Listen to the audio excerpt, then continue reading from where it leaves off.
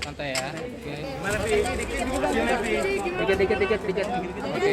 Gimana, Vi? Ditahan? Ditahan apa gimana nih? Gimana nih?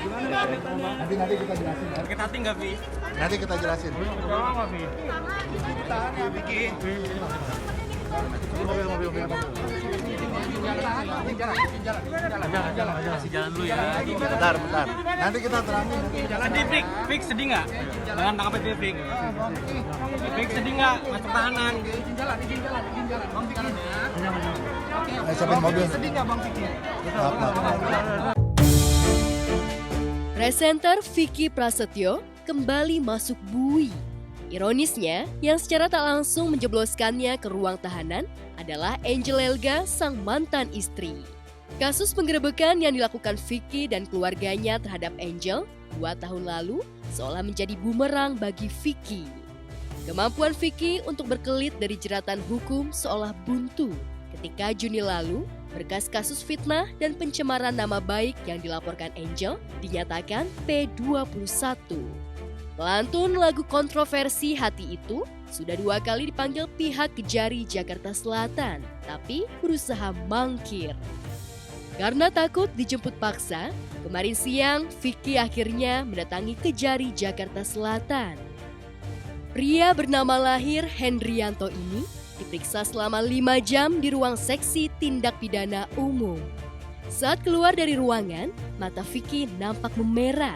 Antara lelah dan sedih, Vicky melewati kerumunan awak media tanpa mengucapkan sepatah kata. Kasih keterangan ya, teman-teman kawan-kawan semua ya.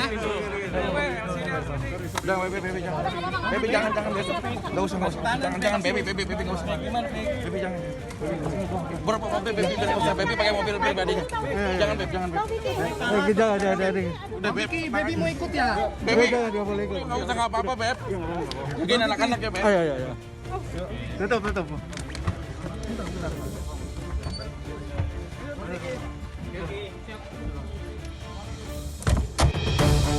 Ya, Vicky menitipkan anak-anaknya kepada Baby Prasetyo, sang adik. Setelah Emma Fauzia, sang bunda, diboyong suami barunya ke Turki, Vicky hanya bisa mengandalkan adik-adiknya untuk menjaga ketiga putranya. Baby nampak terpukul dan nyaris menangis, tapi ia mencoba tegar di depan awak media. Ia ingin mengikuti mobil tahanan yang membawa Vicky dengan mobil pribadinya. Baby gimana, Baby? Bang Ramdan. Kasih jalan. Baby. Baby gimana, Beb? Baby sedih ya? Mau ikut tadi? Baby sedih tadi. Vicky ditangkap, Baby sedih ya? Gimana, Baby? Maaf ya, minta doanya semua. Iya, benar. Iya, makasih. Vicky ditahan. Iya, tadi Vicky jam 3 sore tuh masih berkabar sama gue. Terus jam 4:30 atau jam berapa udah nggak bisa dihubungin lagi. Tapi dia cuma pesan nitip anak-anaknya itu aja sih. Dan sebenarnya kan di Oke Bos 3 minggu lalu dia udah 3 minggu tuh emang udah kurang konsen lah gitu. Terus ke minggu kemarin tiba-tiba dia ke rumah gua malam-malam. Tapi gua mau curhat-curhat tapi nggak apa-apa deh. Bikin di YouTube lu bikin segmen curhat kayak bikin apa. Ya udah gue bilang podcast aja deh. Kirain gua tuh podcast biasa gitu. Terus pas ngobrol-ngobrol bencana-bencana tiba-tiba minggu lalu dia ngasih, pas di podcast itu dia mungkin udah kebawa suasana kali jam 1:30 malam dia ngasihin gue surat dia dipanggil sama kepolisian dari semingguan lalu. Mau kaget kan, aduh Vicky akhir cerita di sana dia meluapkan isi hatinya aja sih. Waktu itu kan gue bilang gue mau nayangin nggak enak, cuma tadi sih dia udah bilang tak apa-apa kalau memang isi hati gue biar orang-orang tahu di mana. Gara-gara menggerebek Angel Elga dengan pesinetron Vicky Alman, November 2018 silam, Vicky kembali menjadi pesakitan. Ia ditahan di Rutan Salemba sebagai tahanan titipan Kejari Jakarta Selatan sampai kasusnya disidangkan dan mendapatkan vonis hukum tetap. Dari tim penuntut umum melakukan penahanan terhadap yang bersangkutan selama nanti masa persidangan. Alasan penahanan yang lain? Ada beberapa hal, salah satunya ya yang bersangkutan takut melarikan diri, yang pertama. yang ada menggunakan barang bukti, mempengaruhi saksi-saksi. Ini hanya untuk mempercepat proses saja. Penuturan bahwa adanya ketakutan melarikan diri. Apakah memang Vicky tidak kooperatif? Semua pasti berpotensi. Menurut Ramdan Alamsyah, kuasa hukumnya, Vicky adalah salah satu korban ketidakadilan di negeri ini. Mengapa demikian? Kami tidak melakukan protes terhadap kewenangan kejaksaan. Tapi kami melihat ada sesuatu yang memang harus kita luruskan. Ketika seorang suami memergoki seorang istri berada di dalam satu kamar bersama laki-laki lain, alangkah sangat menyakitkan bagi kami kaum laki-laki tentunya. Malah seorang suami yang hari ini menjadi seorang saksi ditahan dan diproses di pengadilan. Senada dengan kuasa hukum kakaknya, Bella, adik Vicky, merasa hukum tak berpihak pada suami yang dihianati seperti kakaknya. Di Instagramnya, Bella menulis, "Apa hanya di negara ini suami sah ditahan karena gerebek istri sah di dalam kamar berduaan dengan lelaki lain jam 2 malam?" Dan yang melakukan pelanggaran pidana itu harus diminta pertanggungjawabannya satu persatu.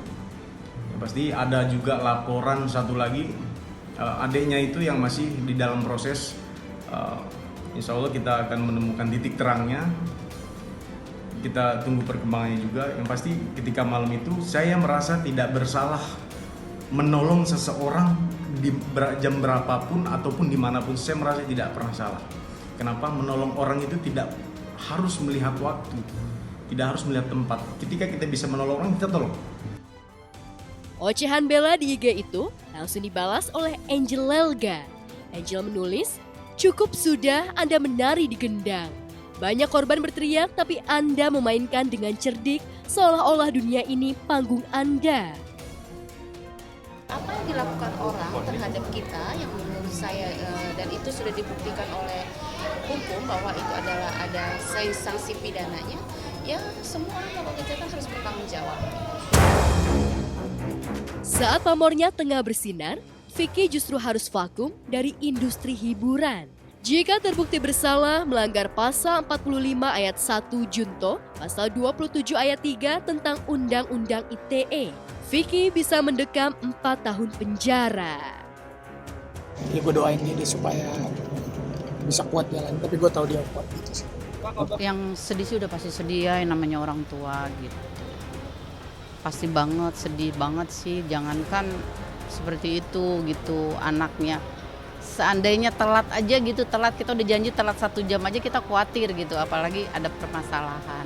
Tapi lebih kepada ikhlas aja sih.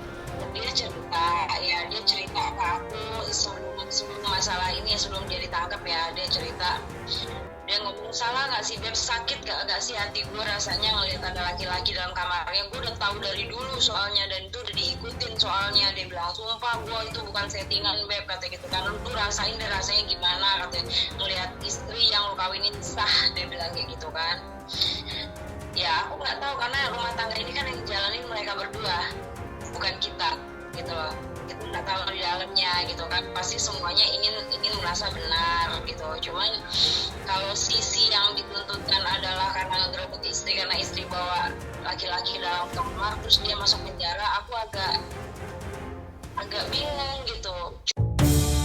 Selain karirnya bakal tenggelam lantaran harus vakum panjang, Vicky juga harus menunda keinginannya untuk menikah lagi.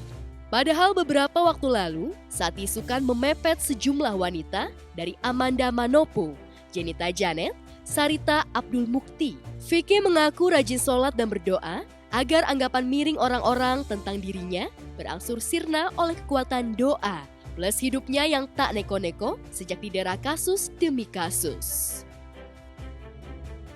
Di saat lu lagi kondisi ekonomi yang sulit karena situasi pandemik kayak begini, karena COVID-19 kayak begini, maksud gue lu jangan putus asa.